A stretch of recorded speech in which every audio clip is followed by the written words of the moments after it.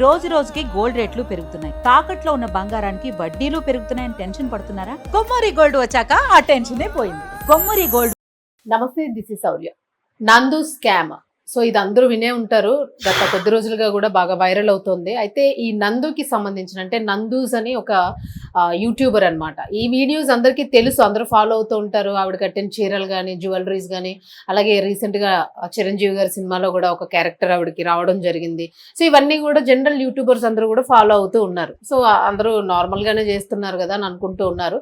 But దీని వెనుక దీన్ని ఉపయోగించుకుని చాలా పెద్ద స్కామ్స్ చేశారు వీళ్ళు. అది కూడా కోటి వరకు కూడా అని వినిపిస్తుంది. కోటికి పైన కోటేనా, అసలు ఏంటి నందు ఆవిడకి అంత చేయాల్సిన అవసరమే ఉంది ఆ ఫ్యామిలీకి? నిజంగానే చేశారా? దానికి ఏమైనా ఎవిడెన్సెస్ దొరికినాయా? సో ఇదైతే ఒకసారి మనం మాట్లాడదాం. మనతో పాటు సీనియర్ జర్నలిస్ట్ దాము బాలాజీ గారు ఉన్నారు. సార్ నమస్తే. సార్ నమస్తే. యాక్చువల్గా ఈ నందూస్ అది నేను కూడా అప్పుడప్పుడు చూస్తుంటాను, ఎప్పుడో అనుకోకుండా చూస్తుంటా. బట్ ఓకే, చూసినప్పుడు బాగానే చేసుకుంటున్నారు కదా అని అనిపించింది. బట్ సడన్ గా ఈ స్కామ్ అనేది వచ్చేటప్పటికి చాలా షాకింగ్ అనిపించింది.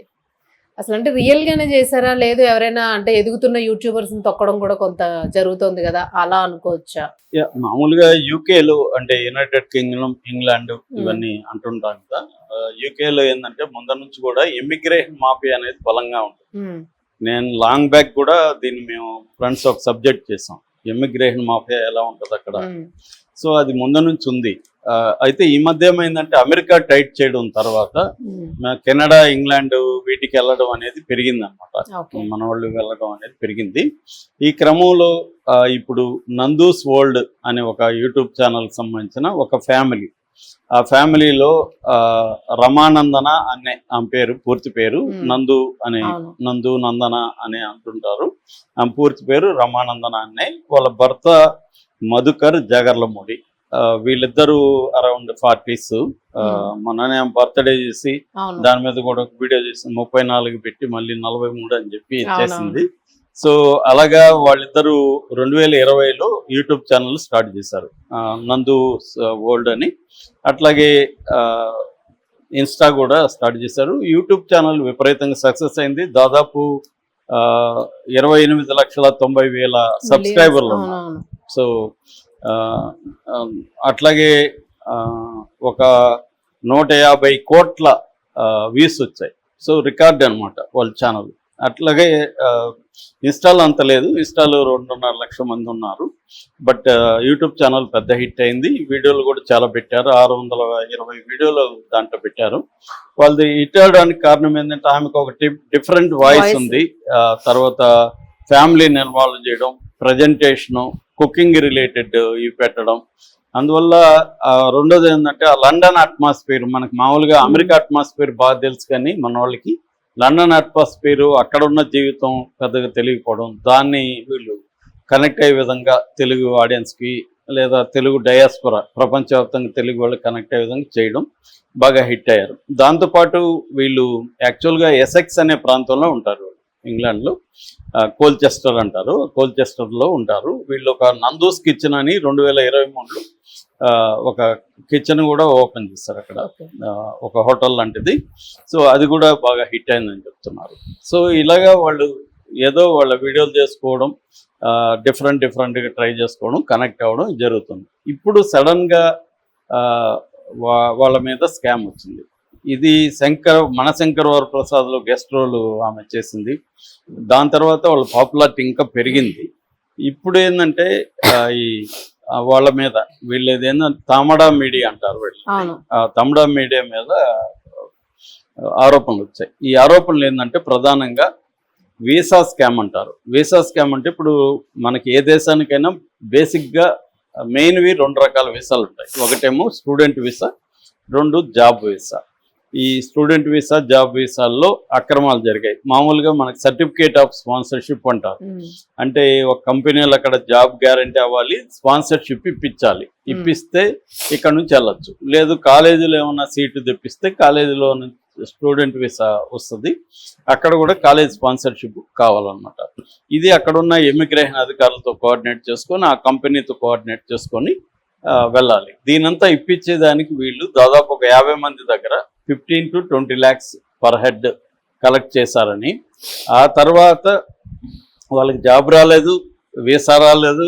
ఆ తర్వాత వీళ్ళకి ఫోన్లు చేస్తే ఫోన్లు స్విచ్ ఆఫ్, వీళ్ళ నెంబర్లు బ్లాక్ చేసేసారు. ఇలాంటి వాతావరణంలో వీళ్ళు ఏం చేయాలో తెలియక వీళ్ళు కూడా ఓపెన్ అయిపోయి వాళ్ళ మీద యూట్యూబ్ ఛానల్లో మాట్లాడడం, బ్యాంక్ అకౌంట్స్ అవన్నీ చూపించడం అవి చేశారు. సో దాంతో పెద్ద ఎత్తున వీళ్ళు స్కామ్ చేశారనేది మన తెలుగు మీడియాలో వచ్చింది. అయితే ఇప్పుడు డౌట్ ఏంటంటే వీళ్ళు ఎందుకు ప్రాపర్ ఛానల్స్ వెళ్ళలేదు. మామూలుగా ఇలాంటివి జరిగినప్పుడు ఇంగ్లాండ్లో ఈ వీసా ఫ్రాడ్కి సంబంధించి సపరేట్ ఇమిగ్రేషన్ ఇది ఉంటుంది. వాళ్ళకి మామూలుగా OISC అంటారు, అంటే ఆర్గనైజేషన్ ఆఫ్ ఇమిగ్రేషన్ సంబంధించిన కమిషనర్ ఉంటారు, ఇమిగ్రేషన్ సర్వీసెస్ కమిషనర్, OISC అంటే. సో దానికి కంప్లైంట్ ఇవ్వచ్చు, ఇలాగ మాకు జరిగింది అని చెప్పి. వీళ్ళు ఎక్కడెక్కడ వీళ్ళకున్న ఆధారాలు, ఎందుకంటే అవన్నీ కూడా ఆన్లైన్లో పంపించారు డబ్బులు కాబట్టి, బ్యాంక్ ట్రాన్సాక్షన్స్ అవన్నీ వీళ్ళ దగ్గర ఉన్నాయి, స్క్రీన్ షాట్లు అవన్నీ అక్కడ పెట్టచ్చు. లేదు ఇండియాలో కూడా సైబర్ కంప్లైంట్లు ఆన్లైన్లో ఇవ్వచ్చు, పోర్టల్లో. ఇక్కడ హైదరాబాద్ ఉంటే హైదరాబాద్ సైబర్ సెల్లో వెళ్ళి కంప్లైంట్లు ఇవ్వచ్చు. అంటే త్రూ ప్రాపర్ ఛానల్ వెళ్ళడం వల్ల ఖచ్చితంగా వాళ్ళ ఒకవేళ చేస్తుంటే వాళ్ళ మీద చర్యలు తీసుకుంటారు, FIR నమోదవుతుంది, అవన్నీ జరగాలి. అవన్నీ జరగలేదు. FIR నమోదైనట్టు ఎక్కడా లేదు. వీళ్ళు ఎందుకు టీవీలతో యూట్యూబ్ ఛానల్తో మాట్లాడడం వల్ల వీళ్ళకి ఏం న్యాయం జరుగుతుంది?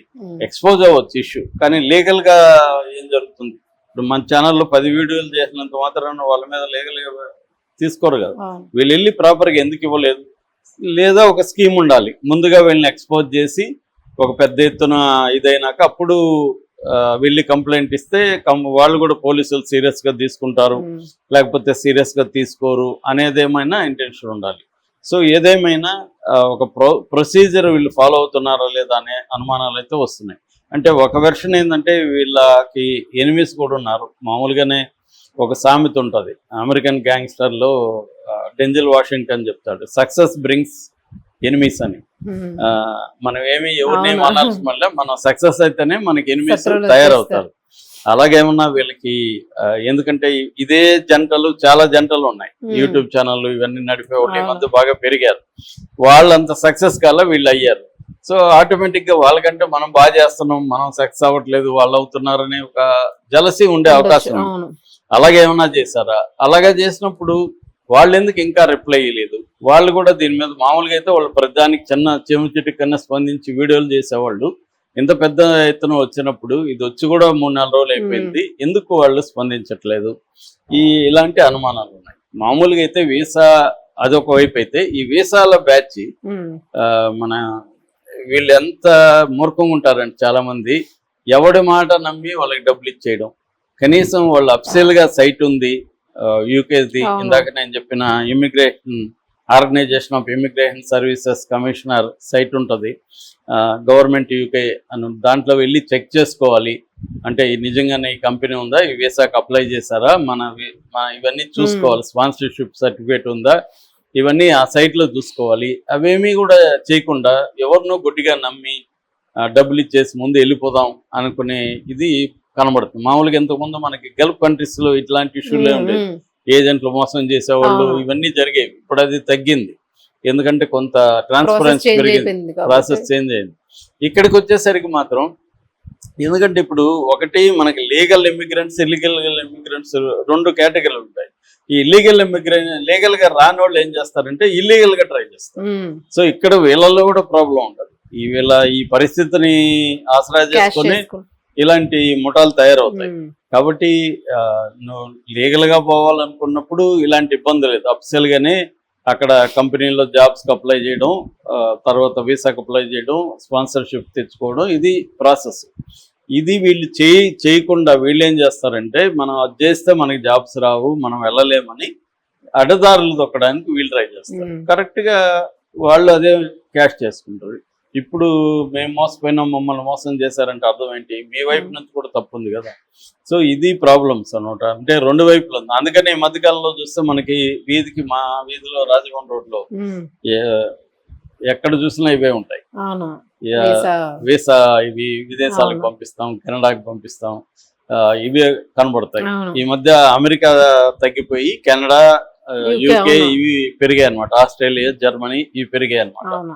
సో యూరప్ అలాగా. సో అందువల్ల వీళ్ళు నిజంగా చేశారా లేదనేది మనం నిర్ధారించలేము. అవును. కాకపోతే ఎక్కడ కూడా కంప్లైంట్ అయితే నమోదు కాలేదు, ఎఫ్ఐఆర్ నమోదు కాలేదు. కాబట్టి వీళ్ళు నెక్స్ట్ ఏమన్నా చేస్తారా బాధితులు అంటే ముందుగా దీన్ని లైమ్ లైట్లోకి తీసుకొచ్చి బాగా ప్రచారంలోకి తీసుకొచ్చి నాకు మళ్ళీ చేద్దాం అనుకున్నారా, లేదు కంప్లైంట్లు ఇచ్చి అవన్నీ కేసులు పెట్టడం వల్ల ఏమి లాభం లేదు, ప్రెజర్ చేస్తే ఇలాగా అంటే వాడిని బ్యాడ్ పాపులర్ చేస్తే మన డబ్బులు ఇచ్చేస్తారు అనేది కూడా ఉండొచ్చు. అంటే ప్రెజర్ చేయడం వల్ల ఏమవుతుంది, వాళ్ళకి నెగిటివ్ అయిపోతుంది. ఇన్ని రోజులు నిర్మించుకున్న వాళ్ళ ఒక గుడ్ విల్ కావచ్చు, లేకపోతే వాళ్ళ ఇదంతా కూడా ప్రాబ్లం అవుతుంది. దాంతో వాళ్ళు ఏం చేస్తారంటే అరే బాబు మీరు సైలెంట్గా ఉండండి, మీ డబ్బులు ఇస్తాము, కొంత టైం ఏంటి అని ఏమన్నా బ్యాక్ ఎండ్ లో జరగచ్చు. ఆ యాంగిల్లో కూడా వీళ్ళు పెట్టుండే అవకాశం అయితే కనిపిస్తుంది. చూద్దాం ఏం జరుగుతుంది. Right, thank you.